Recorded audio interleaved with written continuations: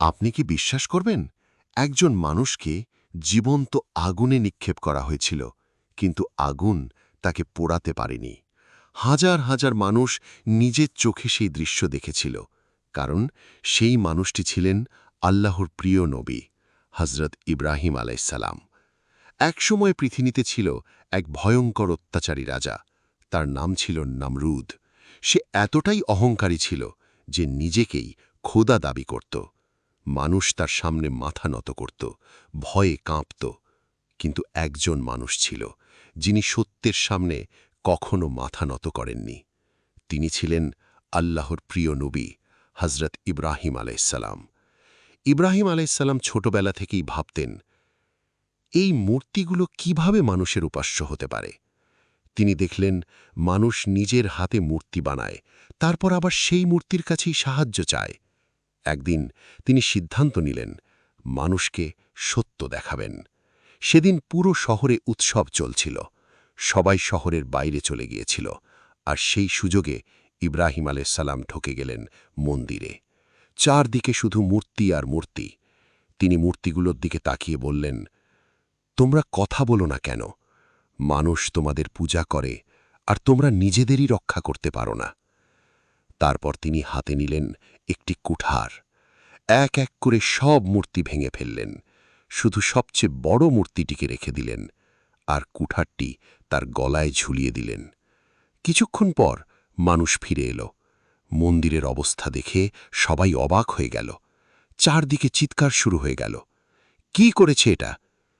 তখন কেউ বলল, ইব্রাহিম নামের এক যুবককে আমরা মূর্তির বিরুদ্ধে কথা বলতে শুনেছিলাম। সাথে সাথে সৈন্যরা ইব্রাহিম আলাইসাল্লামকে ধরে নিয়ে গেল নমরুদের দরবারে।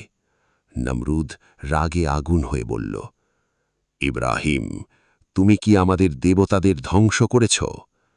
ইব্রাহিম আলাইসাল্লাম শান্তভাবে বললেন, বরং বড় মূর্তিটাই করেছে, তোমরা তাকে জিজ্ঞেস করো। মানুষ কিছুক্ষণের জন্য চুপ হয়ে গেল, কারণ তারা জানত মূর্তি কখনো কথা বলতে পারে না। কিন্তু অহংকার তাদের সত্য মেনে নিতে দিল না। নমরুদ চিৎকার করে আদেশ দিল, এক বিশাল আগুন জ্বালাও, আমি ইব্রাহিমকে সেই আগুনে পুড়িয়ে ফেলব।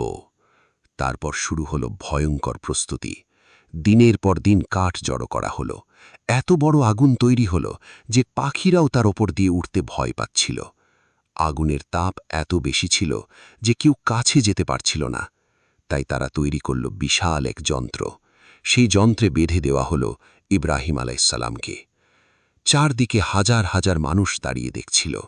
কিন্তু আশ্চর্যের বিষয় হল, ইব্রাহিম আলাইসাল্লামের মুখে কোনো ভয় ছিল না, কারণ তার বিশ্বাস ছিল আল্লাহ আমার সাথে আছেন। ঠিক যখন তাকে আগুনে নিক্ষেপ করা হলো, পুরো আকাশ যেন কেঁপে উঠল।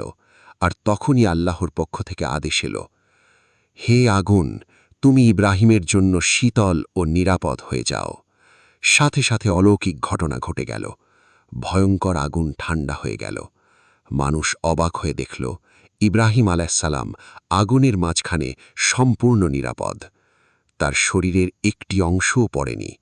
নমরুদ হতবাক হয়ে গেল, কারণ সে বুঝে গিয়েছিল এটা কোনো মানুষের শক্তি নয়, এটা আল্লাহর কুদরাত। যার সাথে আল্লাহ আছেন, পৃথিবীর কোনো আগুনই তাকে ক্ষতি করতে পারে না।